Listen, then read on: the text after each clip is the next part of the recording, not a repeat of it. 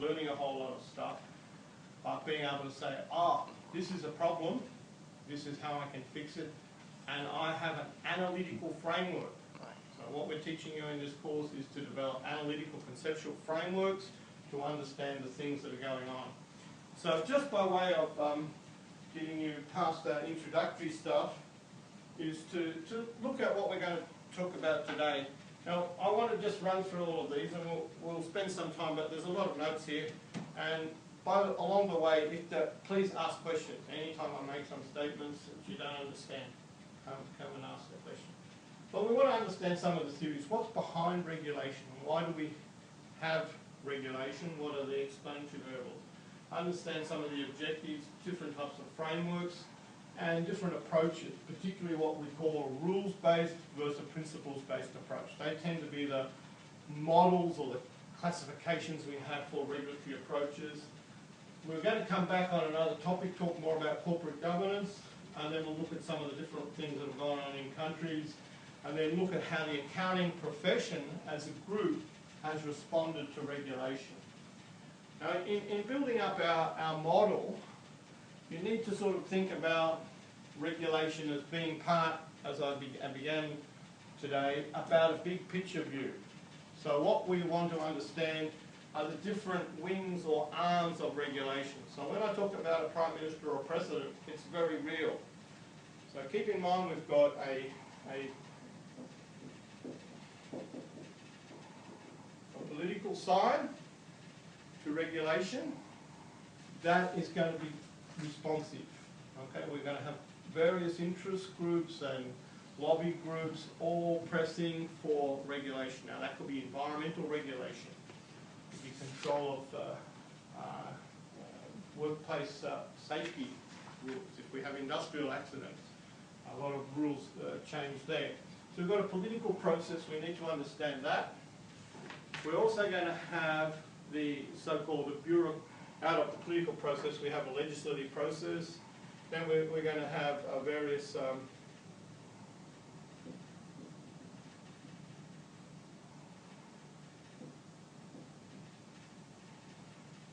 bureaucratic process, the government agencies, the regulatory bodies, the organisations that are set up to manage that. And we're also going to have various concerns from the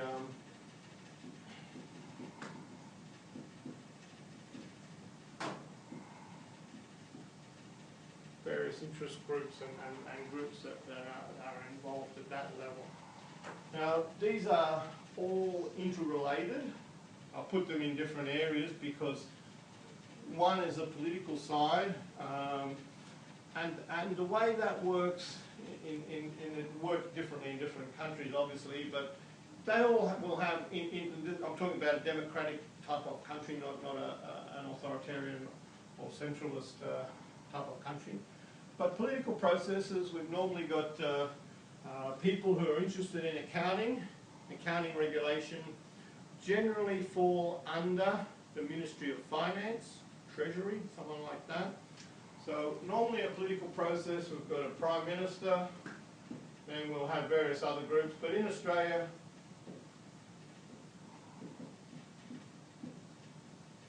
the person who's responsible for financial markets and financial regulation is our Treasurer, and all the regulation and regulatory mechanisms. Now, in the Treasury, the Federal Treasury, there's a whole lot of wings to that. It's a very big department. Obviously, it's the second most powerful part of any government after the Prime Minister's department or the President's department. So the Treasury, the finance people, they control all the money. So normally you've got your central bank, you're going to have all your securities agencies, securities market agencies, all your transactions, all your taxation, all these kind of things, all fall under that. So where does the government as a whole get its money? How does it allocate, spend its money? How does it control all the money in its country? So the Treasurer is very powerful. So in Australia, Wayne Swan's our Treasurer, and within that we have usually we've got the Parliamentary Secretary to the Treasurer, and then we'll have various other ministers and sub-ministers. So the Treasurer in Australia has 3 associated ministers and part of the cabinet process. And the Treasurer in this country is normally the Deputy Prime Minister as well. So it's a very senior position, the second most powerful position in government. And the Treasurer is responsible in this country for all of our corporate law. The Corporations Act, you've been studying that with Sean. You're doing some corporate law with Sean Combs? Anyone doing corp law or? No. Not yet, not yet? No. But yeah, in bachelor. You've done that? We already know your corp law. So you can tell me all about the Corporations Act. What's the body that administers the corporation? Yeah? You know the corp law? No. Not yet? Okay, so have a refresher. It's more finance is corporate. Okay, okay. It's not That's law important. that much. Okay, so the relevant, we have quite a lot of agencies here that are going to be managing all these things. So all of what goes through government and through Parliament is legislation. So if there are problems in anything, the Prime Minister, Treasurer, all through the political process, lobby, but the Treasurer will normally introduce all of the bills into Parliament and speak to them if there's going to be amendments about their portfolio. So anything that affects the corporations law is introduced through the Treasurer's office, through the Treasury, and they will introduce all the legislation. So any legislation covering accounting, auditing, financial practices, corporate law and governance, all these sorts of things, all are going to be legislated. Okay, that's going to be interpreted through there.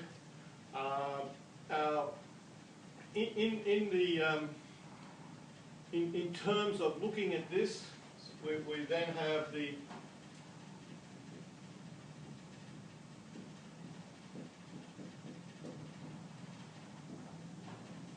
legal system.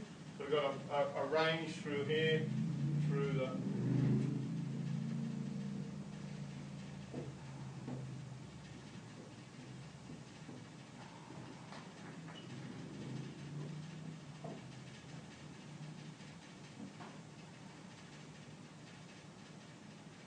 and when legislation is written, it then is interpreted.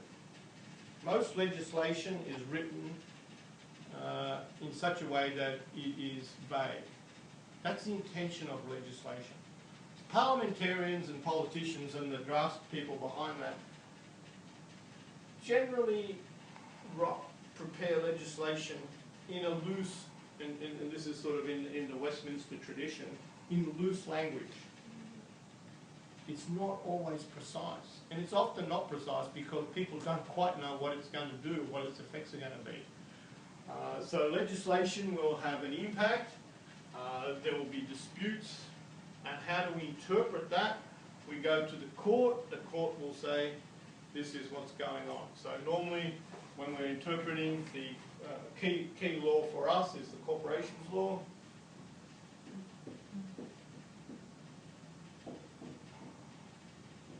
Corporations Law of Australia. That's got in it the establishment of the Accounting Standards Board, the establishment of the Auditing Standards Board, the standards on company operations and disclosure, and it's also going to have laws about various other agencies to advise the Minister and advise Parliament more generally. So this is sort of the structure that we've got, and that's sort of running down in this way.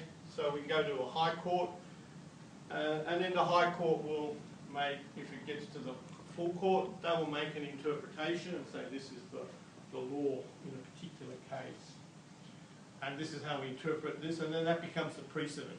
And then people follow that through until such time as there is new legislation. So that's sort of just that interactive process there. Now, what we've got then is various bodies and organisations. And in Australia, ASIC, Australian Securities and Investment Commission, is the principal body currently charged with responsibility for overseeing all of the corporations law. Now, ASIC is chaired by Rod Metcalf, and it's a very big organisation, and it's an organisation that will often lead the prosecution. So ASIC will not only work through itself, but clearly works with other arms of government. It's a federal agency, and it will clearly often work, particularly if there are criminal matters, it works with the federal police. So the federal police will do criminal investigation on behalf of ASIC, and they work through the public prosecution to bring cases to the courts where there is seen to be a breach of the law. And then the courts will then interpret this. And so ASIC, it operates not only federally, but clearly through each of the states. Now, under ASIC, there's a whole lot of other instruments. We mentioned some of those earlier. There's the Australian Accounting Standards Board. There's the Auditing Standards Board. And as a group that I've been involved with, I was a member of this group here for a long time called CARMAC, Corporations and Markets Advisory Committee. So CARMAC is a group and these are, to get to these boards, to get to AACSB, these are ministerial appointments. So how do you get there? You go to the minister. The minister makes a recommendation for membership to Parliament, to Cabinet. Cabinet appoints the people, the members of these committees. So these people then are appointed through a Cabinet process to the boards, but they are, inverted commas, deemed to be independent. Same as the Commissioner of ASIC, independent of government, but appointed. So there's normally some bipartisanship. That means that in our kind of political system, if you're a Liberal or Conservative, a Labor Party, there's notionally some consultation. But, you know, so these people are not seen to be representing party political views, but representing, I guess, professional advice. That's the theory of these sorts of administrative agencies of government. And then what we'll have then is the minister, through various, usually ministerial advisory groups or ministerial members, or through their federal agency. So in here, remember, keep in mind, we've still got part of this is Treasury. So we've got the main arm of Treasury, but ASIC is independent of Treasury, the same as the Commission of Taxation is independent, but they're all broadly part of that. So the person who puts their name on your banknote is the Treasury Secretary, these kind of people. Now, these are all working together. It's not like they're separate.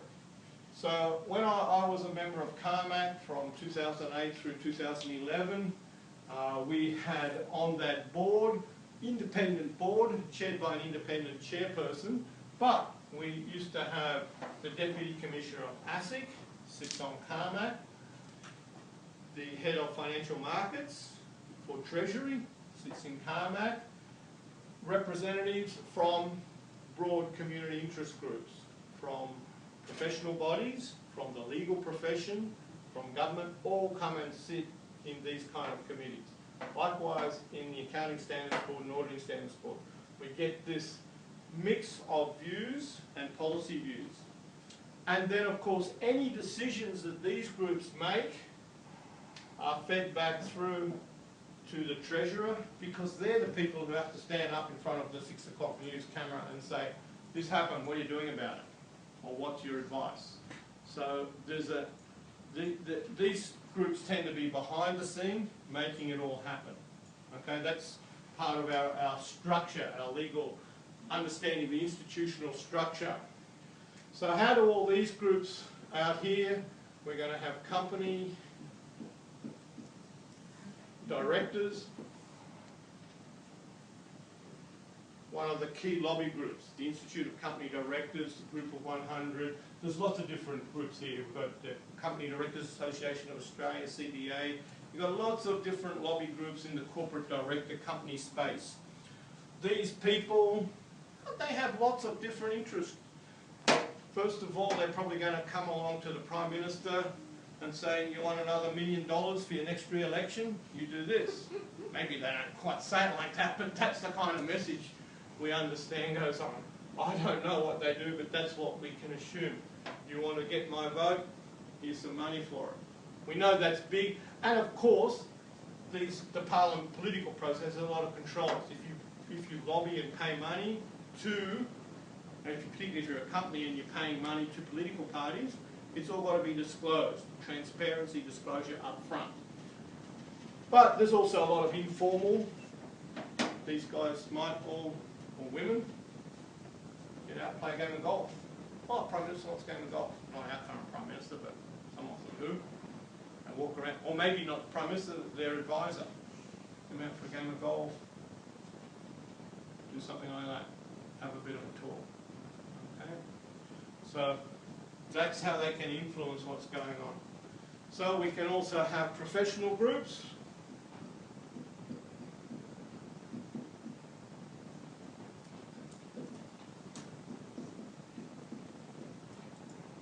Professional associations, the key ones that we're interested in, CPA and ICAA, the Certified Practicing Accountants, Institute of Chartered Accountants in Australia, two very important professional organisations representing about 250,000 people together, about 150,000 CPAs, about 80-odd thousand there, so quite a lot of people in the accounting profession. It's become a big industry. The financial markets are big industries today. Somewhere in the order of 20-25% of GDP is generated through financial transactions. And at the peak of the global financial before the crisis, 40% or more. And in some countries, 90%. A country like Iceland, more than 90% of all economic transactions in the country were financial transactions. So their whole GDP was based around finance at that time. But that's come back a bit now with the reweighting. But it's still a very important part of the whole financial services and financial transaction sides in most modern economies of wealth generation and income. So these are important professional groups. People like Alex Malley, our president of CPA Australia, spend a lot of time talking to these kind of people here, talking to these people, as well as talking to these company directors and things like that. So the auditors, the accountants are interested. Then we've got a whole lot of other interest groups, but the ones that I'll pick on today that shape us a lot through our media, particularly our electronic and e-media. We've got blogs from a lot of influential people. You've got all sorts of information that comes through television and news, particularly financial news channels, Bloomberg's, these kind of media channels that influence what goes on, and then you've got a whole lot of specialist commentators that feed into that. So people from the big banks, people from the corporations, people from this group, all sort of feed through this media thing to shape public opinion. Why are they shaping public opinion? To influence this track down here, what's going on politically. And then you might have others, probably I'd say less influential. You've got universities. But at some level, these are very influential. So on a day-by-day basis, universities tend not to be the big players, because the big players are out here. But shaping the big ideas is these people. So the one person who perhaps is most associated with the global financial crisis is a person by the name of Milton Friedman.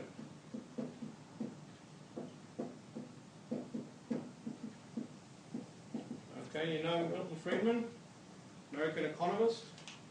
What's he famous for?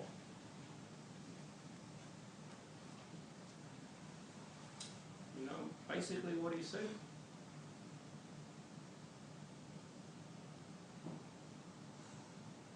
Any rough ideas?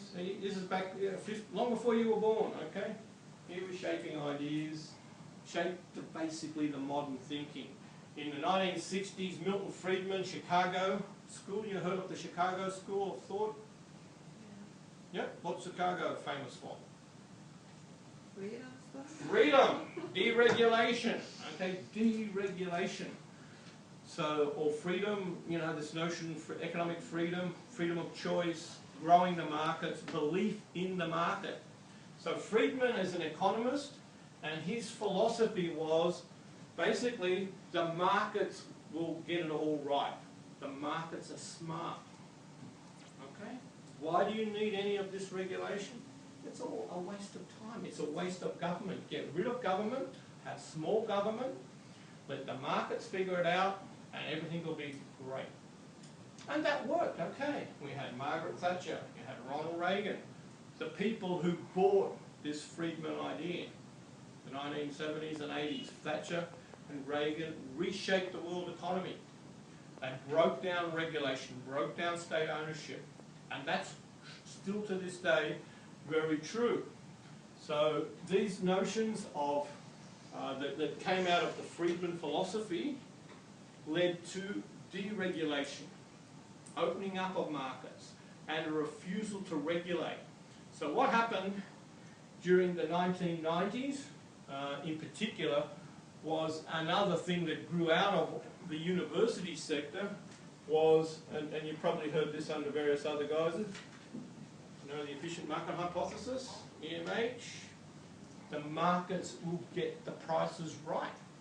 Markets are smart. There are lots of traders, lots of informed people, and they will figure out what's the right price for any asset, any security. Markets don't get it wrong. This is classic Chicago school, Farmer, Jensen, the famous economists that came out of universities, shaping the philosophy. This is a dominant global philosophy. It has not yet been replaced. Nobody is yet, although there's a lot of criticism saying markets aren't efficient, nobody's got an alternative model. So we still use efficient markets theory, and particularly your Black-Scholes option pricing model, you know, Black-Scholes option pricing, as the foundation for pricing all of our securities. Nobody's got an alternative to that yet. That's Black-Scholes model is built on Jensen and Meckling's theories, which all come out of efficient markets. So this culture that evolved in the US universities in the 1960s and 70s, particularly in Rochester, Chicago, New York Stern School, Stanford, Harvard, the major economists and academics shaped the thinking of people, which led to a philosophy of low regulation and a belief that markets are going to get things right. So governments tended to back away, didn't get involved. Even if there were warning signs and crises, nobody actually did anything about it over here or elsewhere in the world because of these beliefs. So at this fundamental level, universities and professors and theoreticians do have a very big influence over this whole playing field, but not necessarily on a day-by-day basis. Probably not the big players in the short term. Now, why did these guys have a lot of influence? Well, they influenced the teaching and the curricula of all your accounting books and your finance books. And pretty well anyone who went on to work in one of the big investment banks took this along with them as their belief. They were all pretty smart people, usually very good quantitatively, high level of computational skills, and were able to use this technology to construct those instruments I talked about before, whether they're repos or various types of derivatives. They could play the games. They figured out ways to make those balance sheets look pretty good. And investors bought into them, credit rating agencies certified them.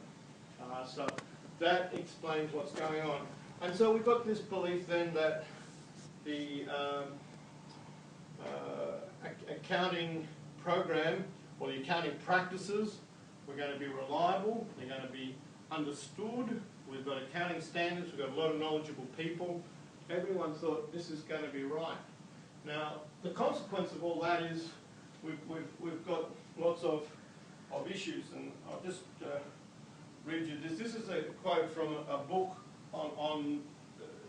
by Das, who's writing about the financial crisis. And he looks at, and I just want to, we'll read through all this and we'll have a look and think about it. Empty words like governance and oversight mask a lack of adult supervision of business and markets. A culture of benign neglect presided over increasing debt, greater leverage, higher risk, lower capital, and accounting fudges.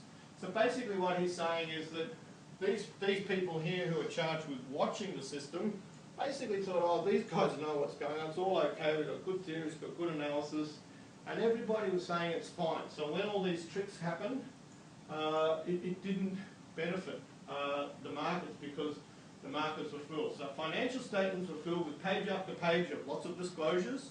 You all looked at a balance sheet or financial statements?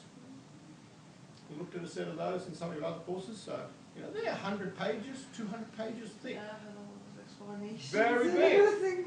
But look, it's all about meetings and committees. Who was there? What was happening? It was about form over substance, in case of ticking boxes. So nobody looked at the underlying detail.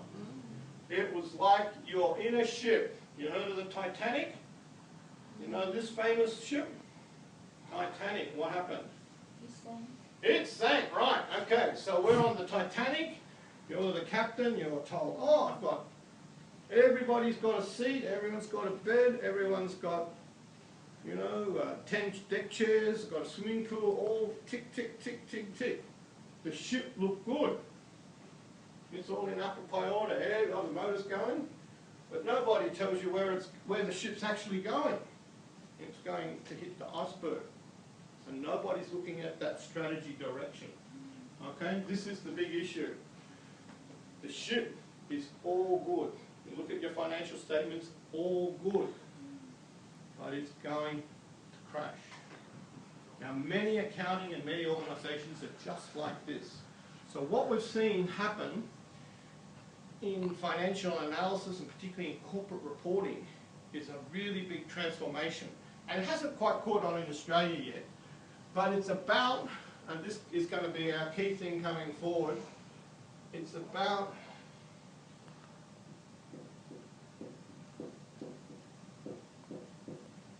governance.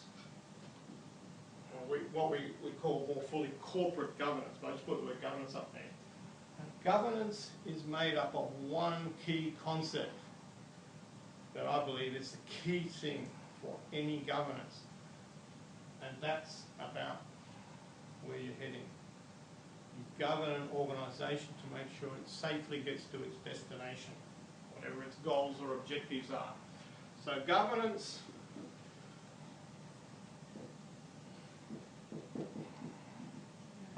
links through to strategy. Corporate strategy is about your direction, you're heading in this way. And we're going to come back and look at this separately. And then strategy is about getting all your bits right. So maybe all your deck chairs and your motors and your ship crew and all that. And then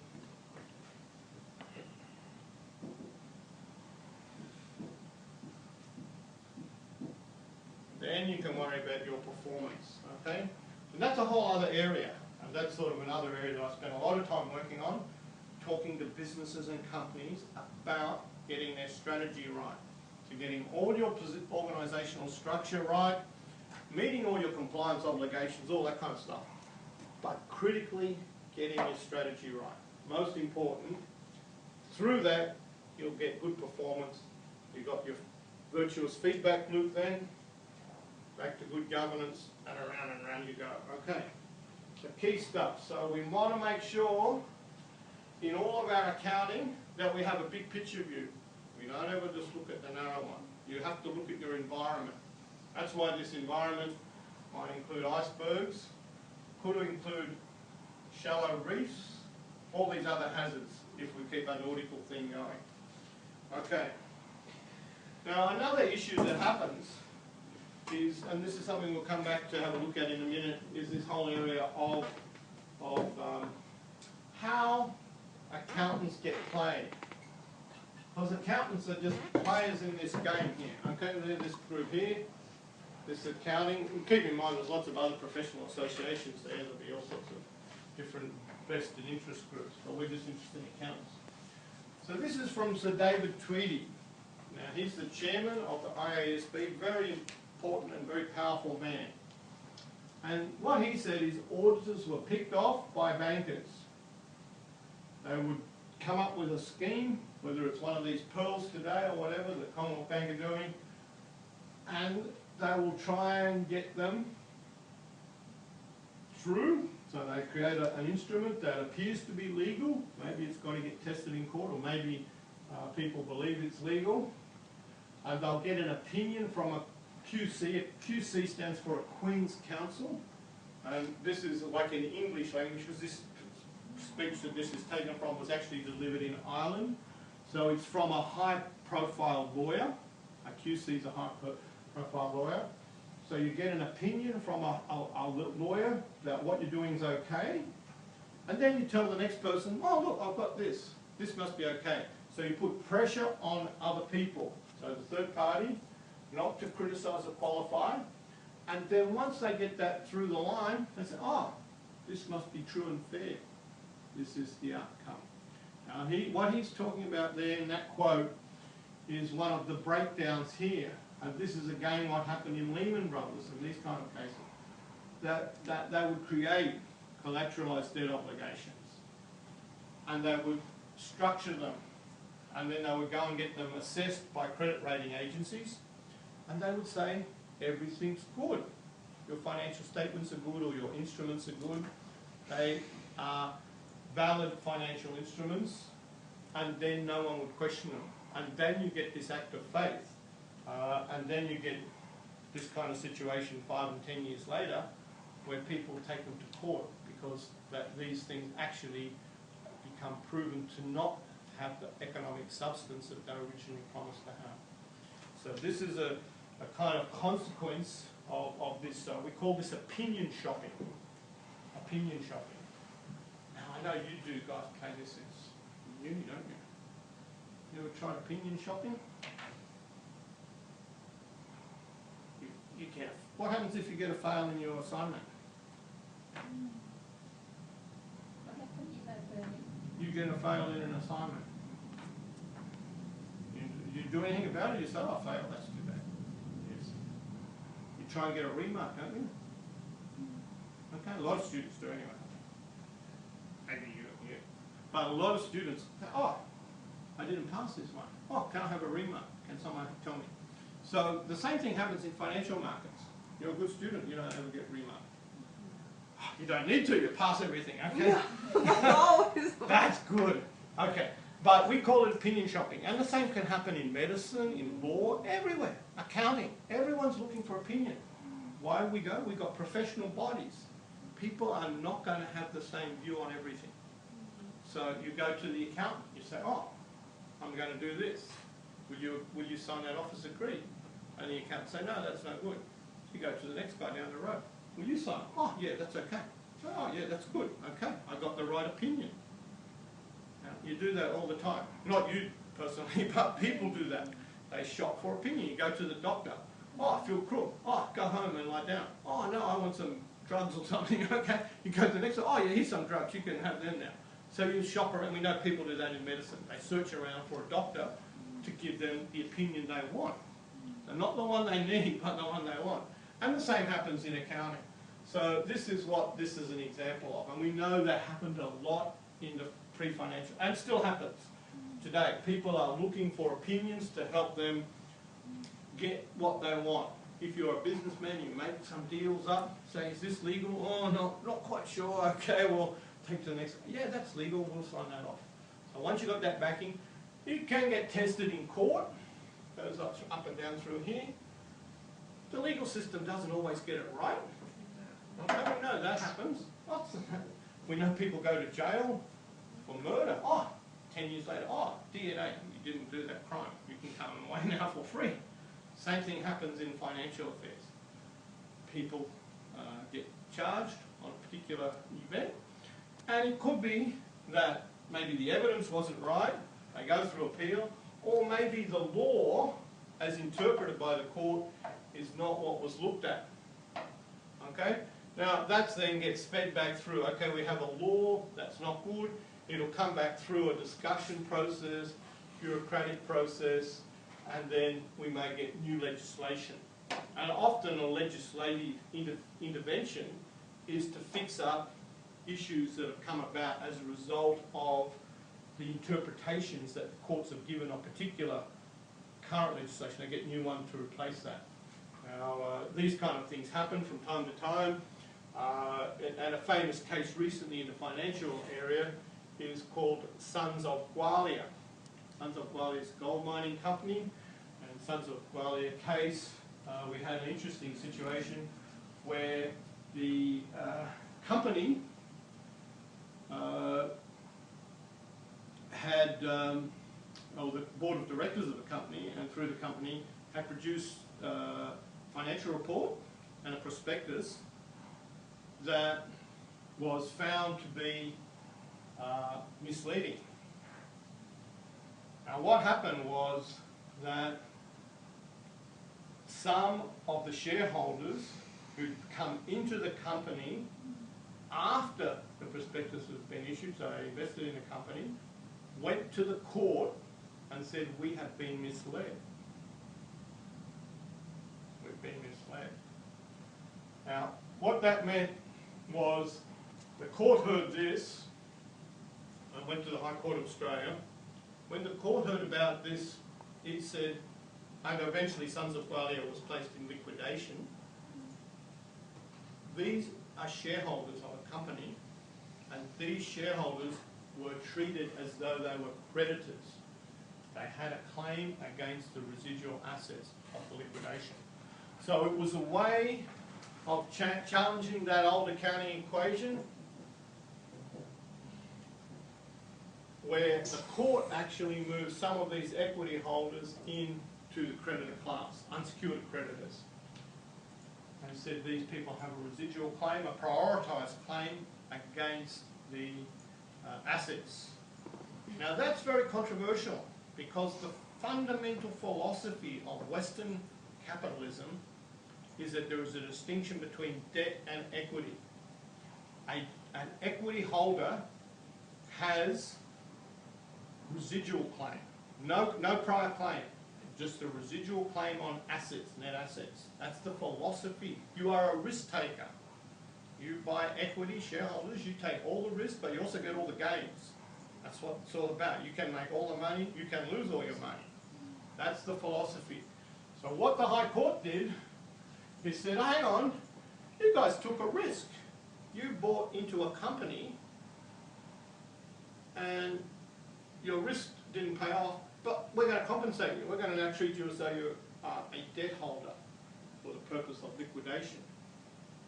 Now that to me is fundamental breach of Western philosophy. From the time of John Stuart Mill, people like this in the 1800s wrote about principles of Adam Smith, all these kind of famous economic philosophers. So we had in 2006, 2007, the Sons of Gwalia case, and the High Court actually, in my view, and in the view of many other people, made a major mistake. It fundamentally refused to understand the principles of Western economic philosophy. Now, why did that happen? And it happened because, remember earlier we talked about Margaret Thatcher and Ronald Reagan?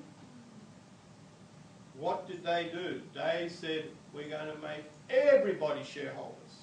They had a philosophy of opening up the stock market to everybody. They said, it's better to have, they talked about the broadening of capitalism. So everybody got to become shareholders, broadening the interest group.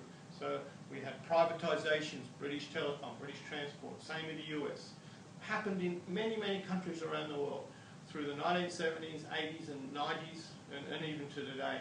A lot of government enterprises are continually being privatised. And what that means, and what it did mean particularly in the early days, was that there was a lot of people became shareholders who had never been shareholders before. And we've got in our Western culture two conflicting issues. One is what we call consumer protection law. And consumer protection law is designed to protect consumers. So if you go to buy a car, and the engine doesn't work or the brakes don't work, after it's a new car, not after an old one, or even if it's in a warranty period, you have protection. You can go back and get it fixed up. Okay, we have this. We say a person who sells goods and services must sell them reliably, competently, and things like that, and if there's not, you have rights as consumers. So we've built this culture of consumer protection. What happened during the 1990s and early 2000s is through a lot of issues, consumer protection and investor protection got confused. Two fundamentally different views. Investors, traditionally, unless they're debt holders, but investors in equity, are risk takers. They're not consumers. But what the governments did, and what the High Court did, is got confused. They thought that investors were like consumers. They were buying securities. They were just consuming securities. But these securities are residual risk takers. And so, through the High Court, we got the confusion of consumer protection law and investor protection law. We got the Sons of Gwalia case actually saying that equity holders are in fact like consumers. They need to be protected. And then there's going to be compensation. They become debt holders.